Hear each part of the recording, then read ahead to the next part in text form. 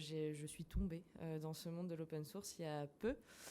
Et donc, je voulais vous présenter un projet qui s'appelle le Hack for Nature, qui a eu lieu il y a 2 ans. Je crois que je vois des personnes qui étaient là ce matin. On a parlé du GIEC. Donc, est-ce que tout le monde a entendu parler du GIEC dans la pièce ou pas? Levez la main, oui, non. Ok, bon, du coup... Ok, donc on est bon. Donc je pense qu'on sait tous là qu'on est dans un contexte de réchauffement climatique qui fait un petit peu peur. Et je vais souligner le fait que ce réchauffement climatique a un impact sur les écosystèmes et sur la biodiversité du coup qu'on a dans ces écosystèmes. Et du coup, c'est le graphique qu'on a là sur la droite qui montre, selon l'augmentation des degrés, quels sont les risques d'impact qu'on va avoir sur les différents écosystèmes. Et donc, on était plusieurs à être un petit peu inquiets de ces différents rapports et de ces différentes prévisions. Et on s'est dit qu'il y avait beaucoup de thématiques et beaucoup de problèmes auxquels ça serait bien de trouver des solutions. Et donc, on s'est mis plusieurs autour de la table, que ce soit des associations, des institutions publiques ou des bureaux d'études, pour réfléchir à ces problématiques.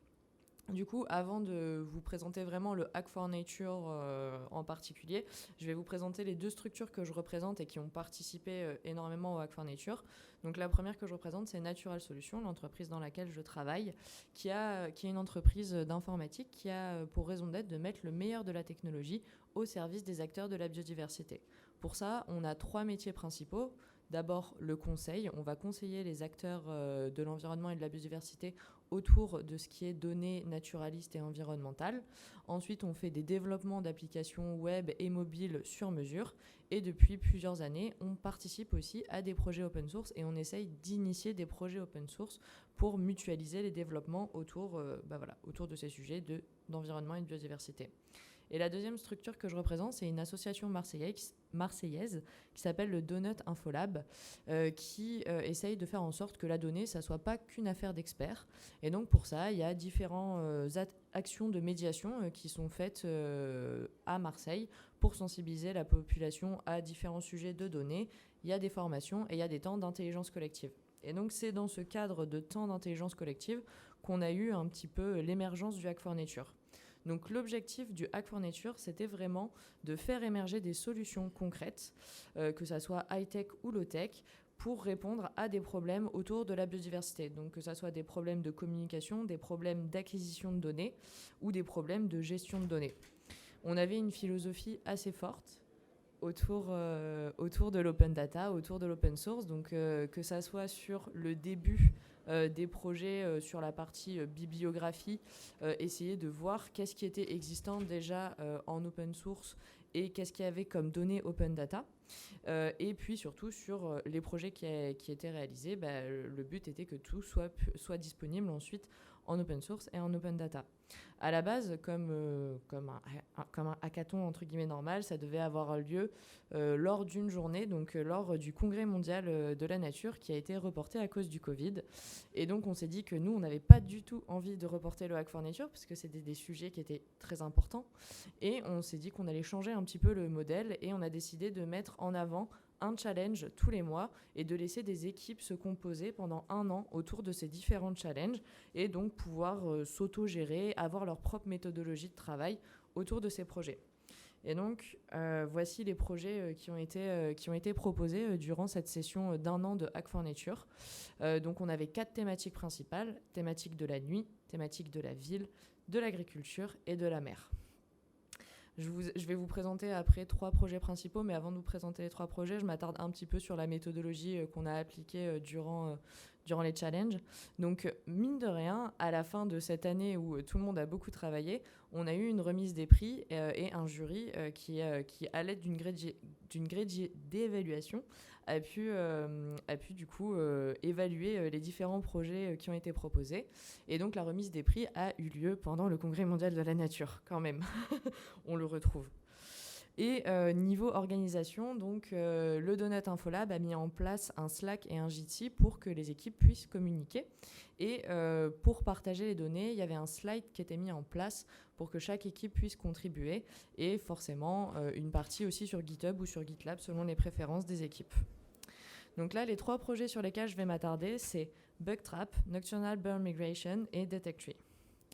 Donc Bugtrap, c'est le grand vainqueur du Hack for Nature. Donc c'est celui qui a reçu la meilleure note de par le jury. Et donc le contexte de ce projet, c'est donc contexte de la nuit. Je vous ai parlé, réchauffement climatique, perte de biodiversité. Donc, dans la biodiversité, il y a les insectes, donc les insectes sont en déclin. Parmi les insectes, on a les papillons de nuit, qui sont assez importants dans la chaîne alimentaire. Et aujourd'hui, il n'y a pas de suivi national de ces insectes.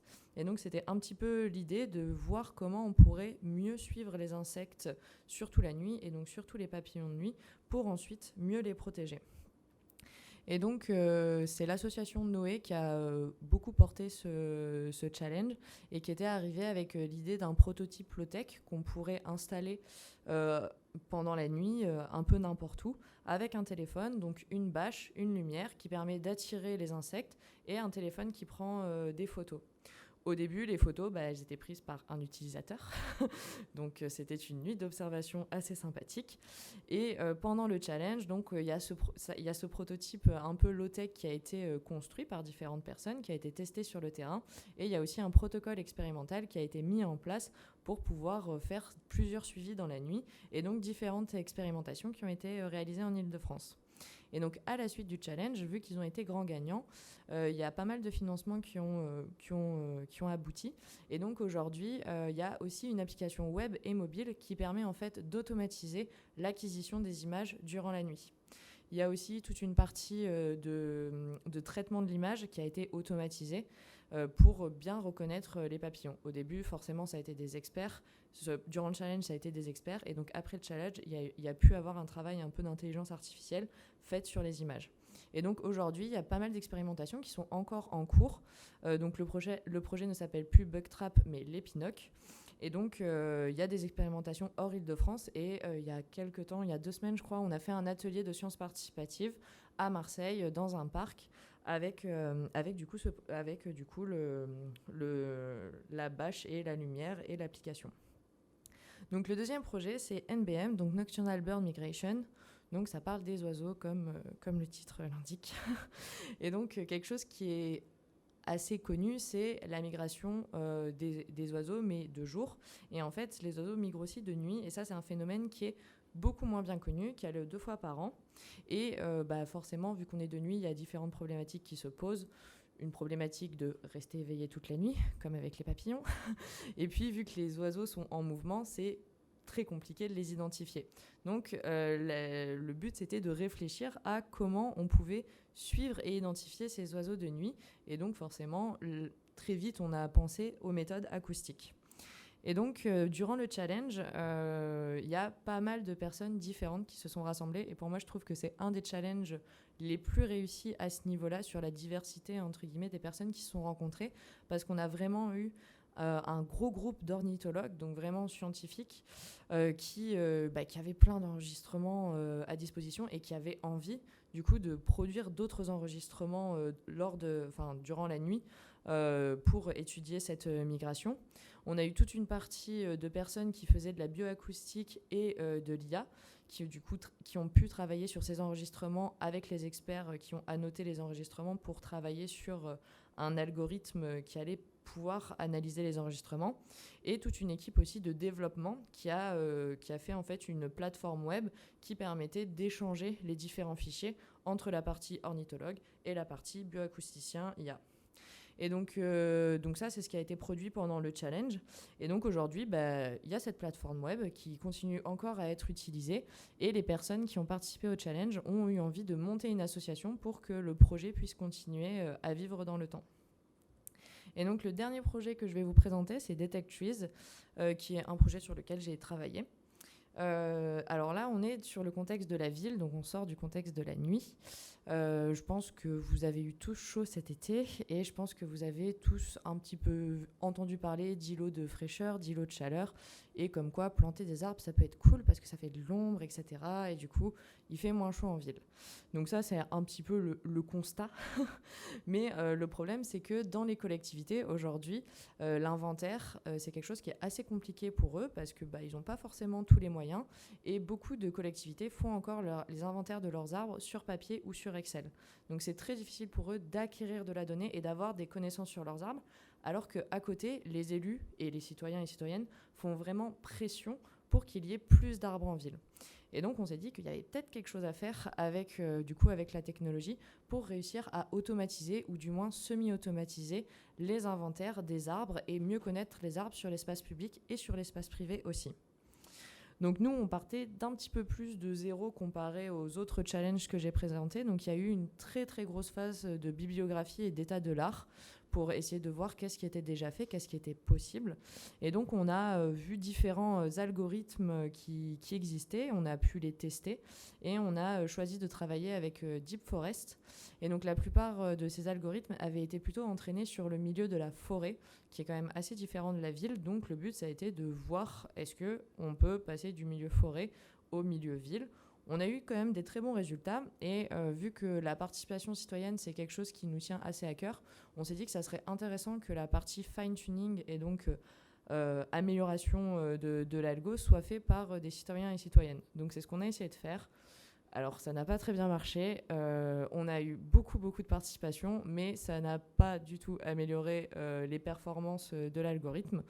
Donc c'était une jolie expérience humaine, mais un échec, on va dire, technique. mais du coup, voilà, c'est une des choses qu'on s'est dit qu'après le challenge, ça serait bien de le faire, c'est d'améliorer et donc de fine-tuner l'algorithme avec des experts, comme ce qui a été fait en fait sur les 2 autres challenges.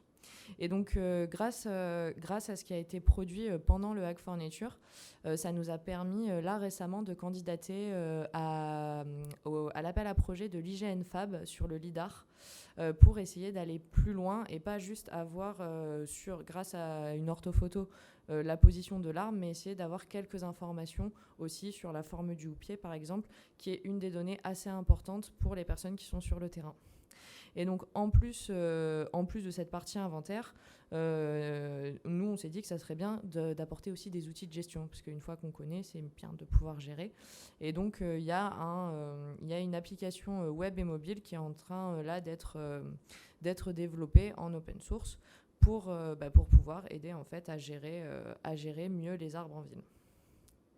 Du coup, voilà, c'était un petit tour rapide de 3 projets qui j'espère, ont pu un peu vous inspirer.